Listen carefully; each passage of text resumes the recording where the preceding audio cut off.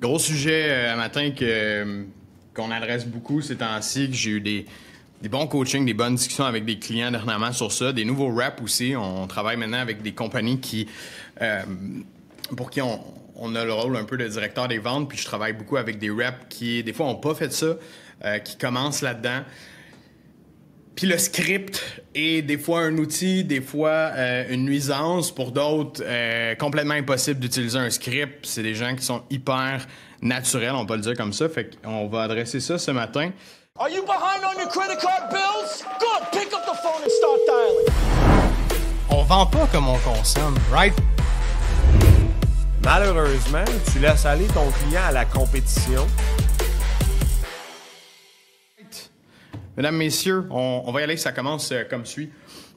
Je ne vais pas prendre trop de mon temps. N'hésitez pas à m'écrire dans les commentaires. Je suis tout seul le matin, PL n'est pas avec moi. J'ai donné un break, il y a une grosse semaine de vente en ce moment. C'est le mois de juin, on veut scorer fort. Hey, salut PO, en direct du gym. PO qui vient de rejoindre notre team chez H2H. Welcome aboard, qui va faire partie de l'équipe des ventes. On est de plus en plus dans l'équipe. Donc, la réalité, c'est que il y a une différence entre être quelqu'un de très, je veux dire, naturel en vente, pour qui c'est facile de trouver les bons mots de la bonne façon, d'avoir du tac au tac, d'être fluide, de toujours trouver la bonne petite affaire à dire, trouver peut-être l'émotion qui va faire en sorte que le client va déclencher. Mais pour d'autres personnes, c'est moins naturel. On va être peut-être un peu plus rigide.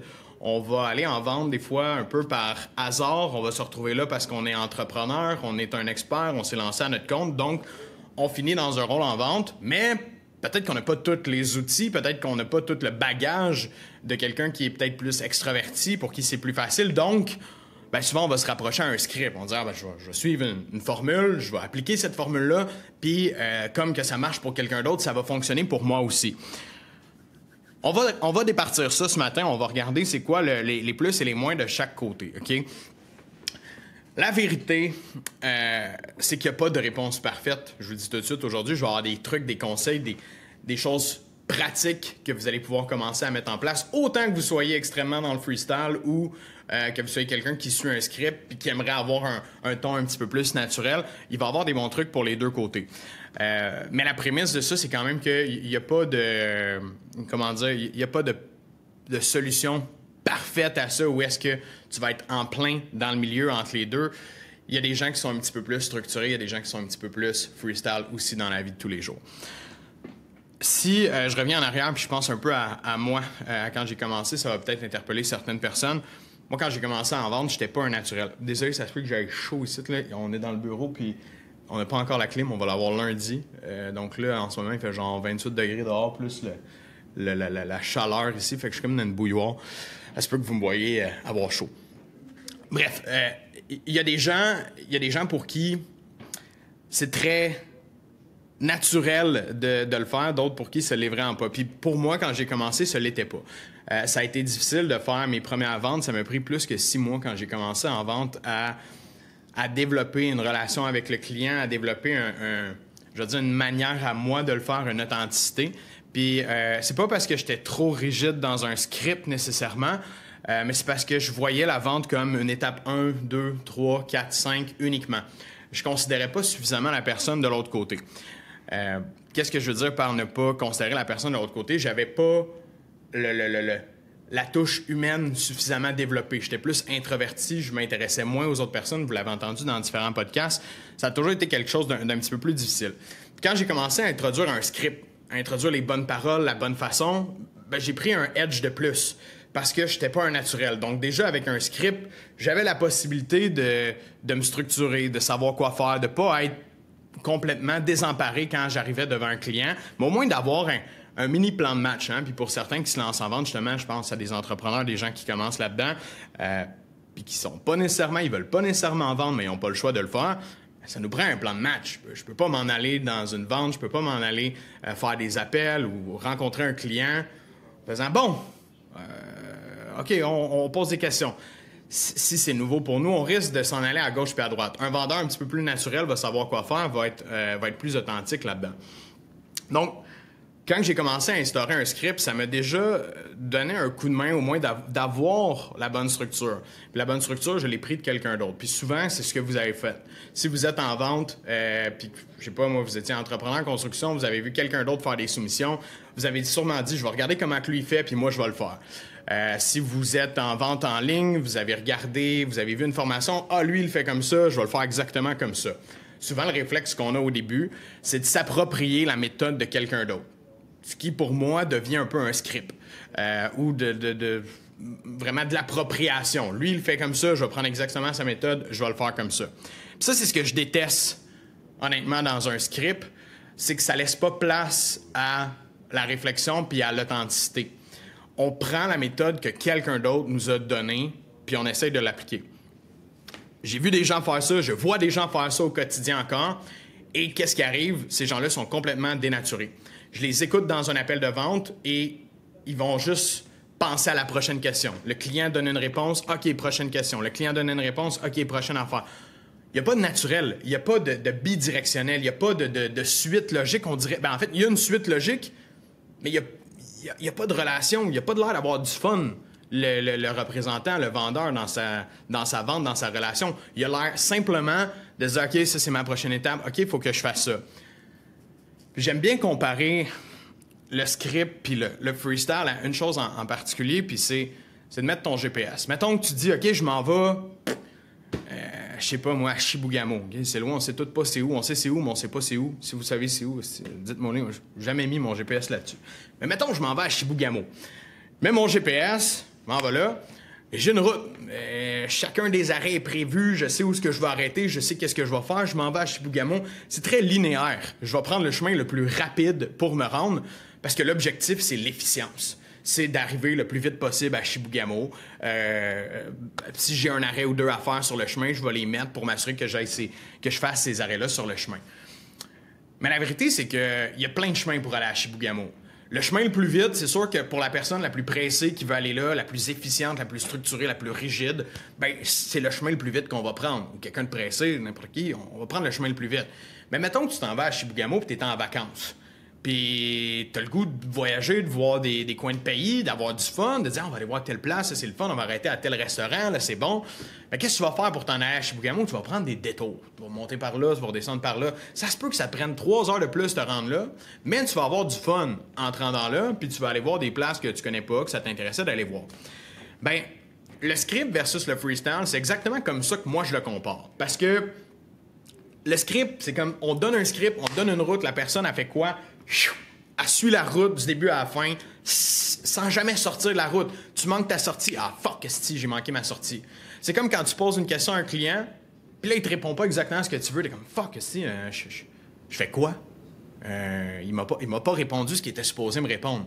Donc, on tombe tous déstabilisés. Ça nous sort un peu de notre façon de travailler parce que le script s'avère moins fonctionnel à ce moment-là. Puis, j'aime bien qu'on voit le fait de dire, OK, je sais que je m'en vais à Chibougamau. OK, je le sais. Je sais la route efficiente pour y aller. Je l'ai vu. J'ai regardé le GPS, mais j'ai aussi pris le temps d'analyser les autres routes potentielles, de voir qu'est-ce que je pourrais faire. Puis je me suis dit que je vais naviguer un peu à travers ça, puis quand même que ça prenne un petit peu plus de temps à aller, tant mieux. Si, au final, même, ça finit par me prendre le même temps parce que je passe par des routes qu'il y aura moins de trafic, il y aura moins de ci, il y aura moins de ça, bien, tant mieux que ça me prend moins de temps. Mais c'est exactement là où ce que vous devez vous trouver entre le script hyper rigide puis le freestyle. Parce que si je me dis, je me rends à Chibougamau puis je mets pas de GPS puis j'ai aucune idée de c'est où Chibougamau, ben là, ça se peut que tu te perdes. Ça se peut que tu te ramasses à Mont-Laurier, ça se peut que tu t'en ailles au Saguenay-Lac-Saint-Jean parce que tu t'en vas puis tu sais même pas c'est où. Au nord, au sud, à l'ouest, tu le sais pas c'est où Chibougamau. Fait que tu vas t'en aller absolument nulle part. Donc, la nuance entre les deux, c'est que si tu n'as aucun script, aucune destination concrète, que tu peux regarder la map, tu peux voir ce que tu t'en vas, tu risques d'être cassé à la gueule un peu. Alors que la personne qui a la destination très, très claire, puis chacun des étapes, chacun des kilomètres, on sait c'est où, on sait où est-ce qu'on passe, eh bien, on devient un peu trop rigide. Et quand on sort, eh bien là, on est comme « Ah, fuck, est-ce qu'il y a un détour? Ah, fuck, qu'est-ce que je fais? » On vient frustrer un petit peu. Je sais pas si vous reconnaissez des fois dans ce genre de situation-là, mais c'est quelque chose qui est très fréquent dans la vente de se sentir un petit peu tout nu quand on sort du script, quand le client nous amène ailleurs. Donc, le juste milieu entre les deux, ben, c'est d'être capable justement de comprendre la destination, de savoir où est-ce qu'on s'en va, de comprendre les pit stops qu'on peut faire. Donc, il y a beaucoup d'études et de travail à faire avant de se rendre en vente. Donc, il faut que tu connaisses ta destination.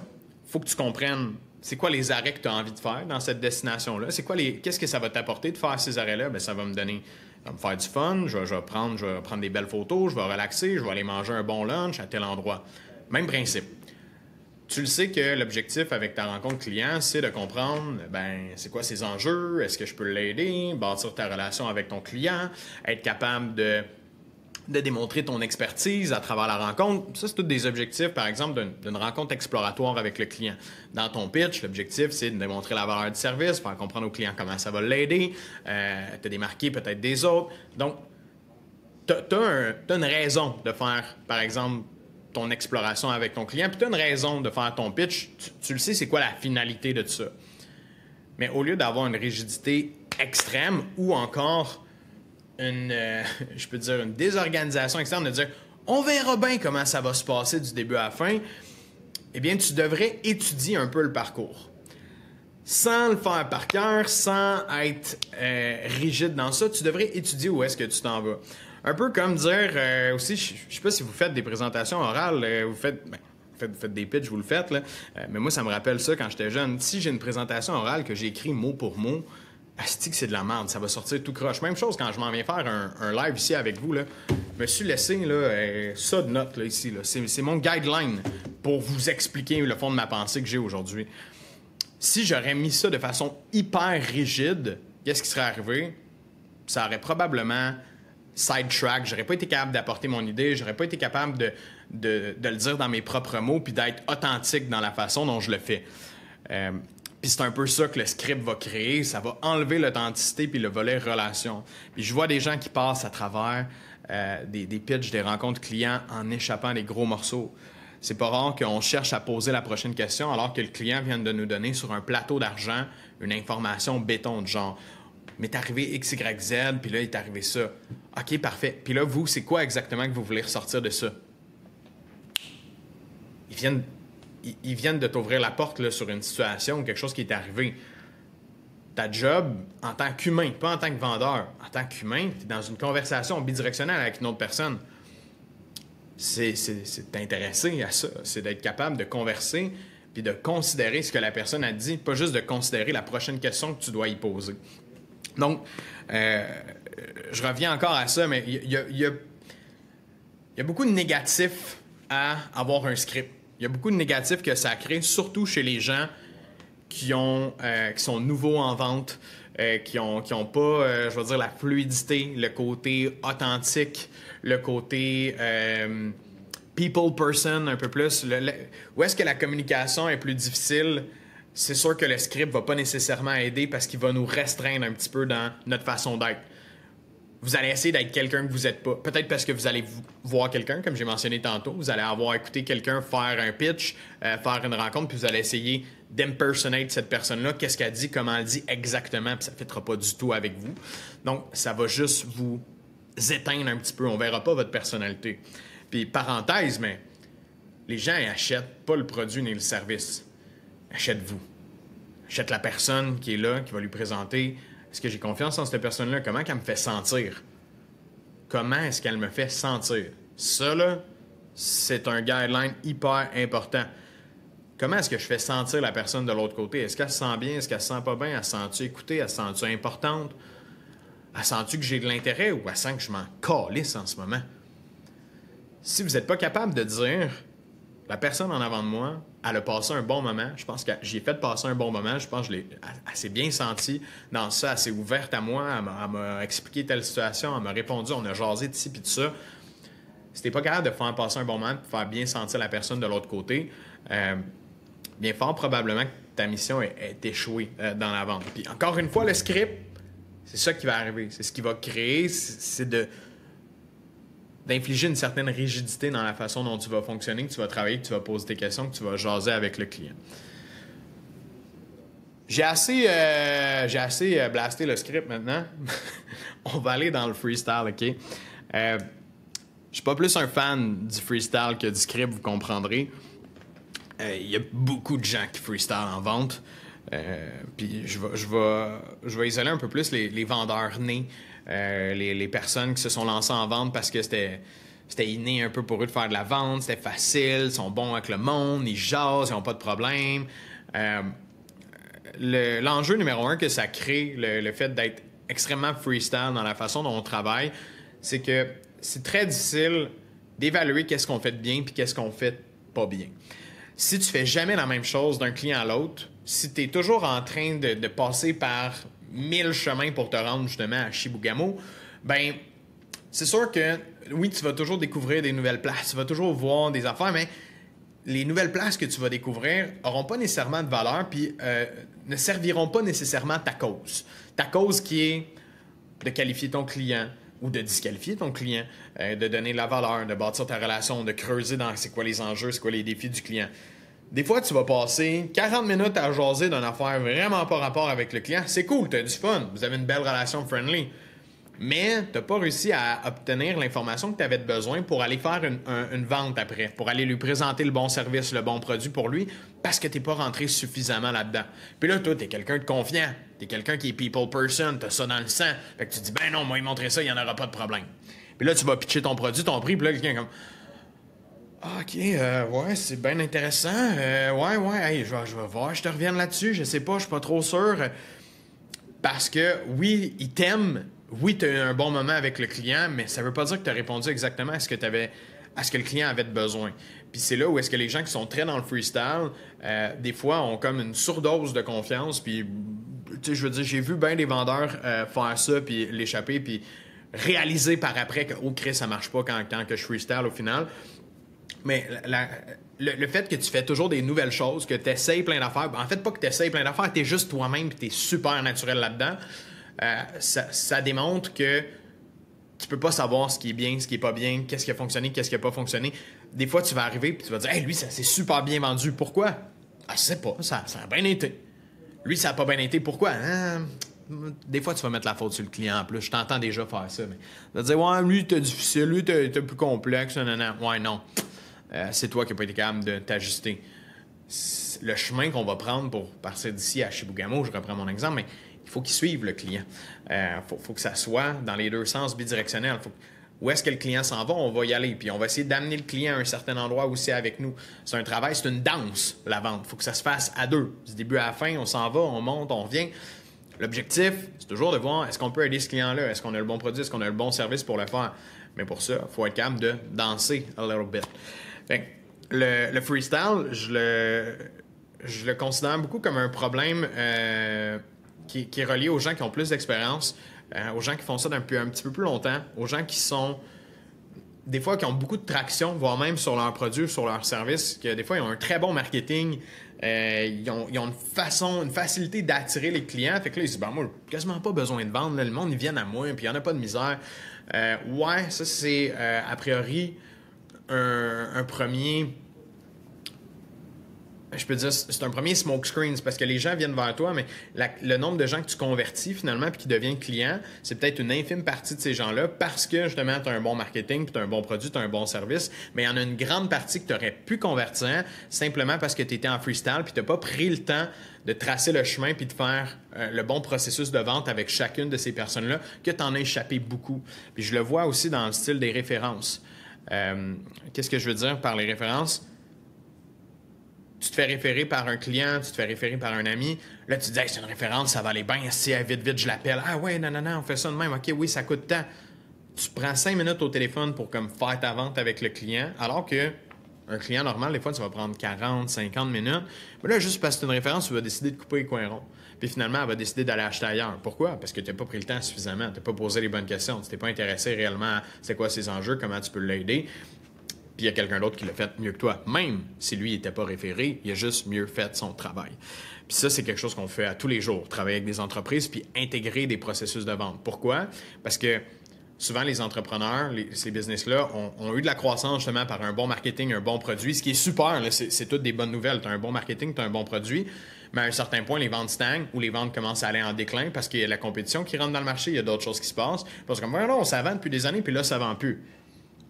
possible. Parce que, pas que tu as été chanceux, mais t'as surfé sur une certaine vague qui t'a amené jusque-là. Mais là, pour passer au prochain niveau, pour être capable d'aller augmenter ton taux de closing, pour être capable d'augmenter tes marges de profitabilité dans ton entreprise, puis d'aller capitaliser sur le marketing que tu as investi peut-être en ce moment, bien, ça te prend un processus de vente qui est plus rigide, puis que tu es capable de prédire, puis de voir à la fin, quand je fais telle étape avec mon client, je sais que ça va me donner potentiellement une vente avec 80% des clients, avec 70% des clients. Mais pour ça, je peux pas freestyle. Je peux pas juste y aller comme « on va essayer ça, on va faire ça ».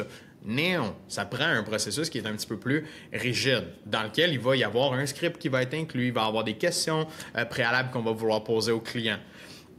Puis, pour en faire le mix entre les deux, c'est que tu pourras jamais être parfait entre ça. Des fois, le script va te rendre un peu plus rigide. Puis là, tu vas faire « fuck, faut que je revienne à mes habitudes, faut que je revienne à mon authenticité que j'ai aussi, mais tout en suivant les bonnes questions. » Des fois, tu vas justement aller dans le freestyle et tu vas dire « ah shit, j'ai pas suivi mes étapes, j'ai dérapé complètement, puis ça a fait en sorte que j'ai perdu ma vente. » Mais c'est exactement ça qui est important. C'est que tu sois capable d'évaluer puis de voir est-ce que j'ai été trop rigide, est-ce que j'ai été justement trop flexible dans ce que j'ai fait, puis que j'ai oublié des étapes, j'ai omis de faire des petites actions simples. C'est pour ça qu'au-delà d'un script puis d'un freestyle, je vous ai promis des solutions un peu plus concrètes aujourd'hui, c'est ce que je m'apprête à vous donner. C'est pour ça qu'au lieu d'un script, une solution plus freestyle, ce qu'on va se mettre en place, c'est un playbook, okay? C'est un plan de match plus défini. Fait que, encore une fois, je reviens avec l'exemple du voyage. Je m'en vais à Chibougamau. Bien, je sais que je m'en vais à Chibougamau. Avant de m'en aller à Chibougamau, je vais voir c'est où. Je vais prendre le temps de regarder la map. Je vais être capable de mettre mon GPS, de voir les chemins potentiels pour y aller. Mais je vais me faire un plan de match. Je vais dire, OK, je pourrais arrêter par là, je pourrais arrêter là.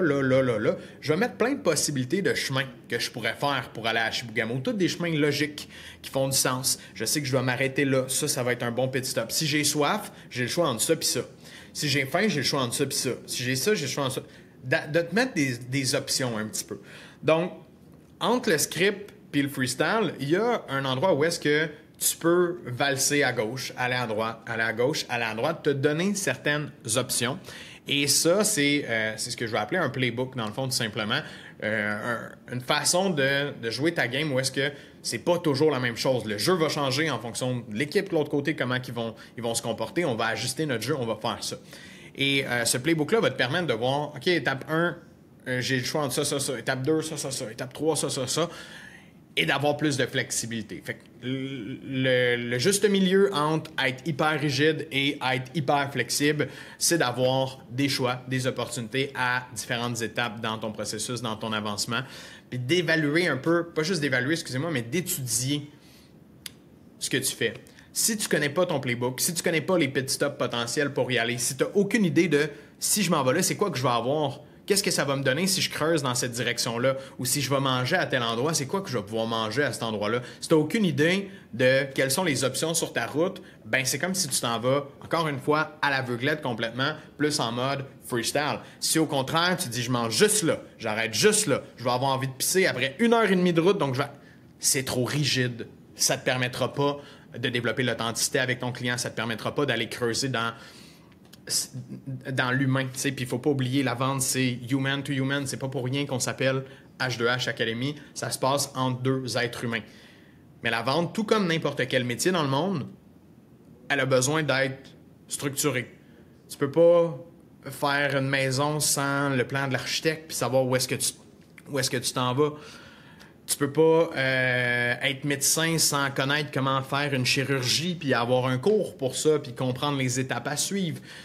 C'est pas du hasard d'être bon en vente. C'est un mélange, oui, d'être un humain avec des bonnes compétences communicationnelles, de t'intéresser aux autres, d'avoir une intelligence émotionnelle, mais aussi de suivre une certaine façon de travailler qui va te permettre d'arriver à ton objectif. Ton objectif, qui je le répète, parce que des fois, je veux nuancer parce que les gens sont comme « faut closer ». Non, faut pas juste closer. Faut soit disqualifier ou qualifier le prospect. Ta job en tant que vendeur, c'est de dire ça passe pas. Ça passe pas.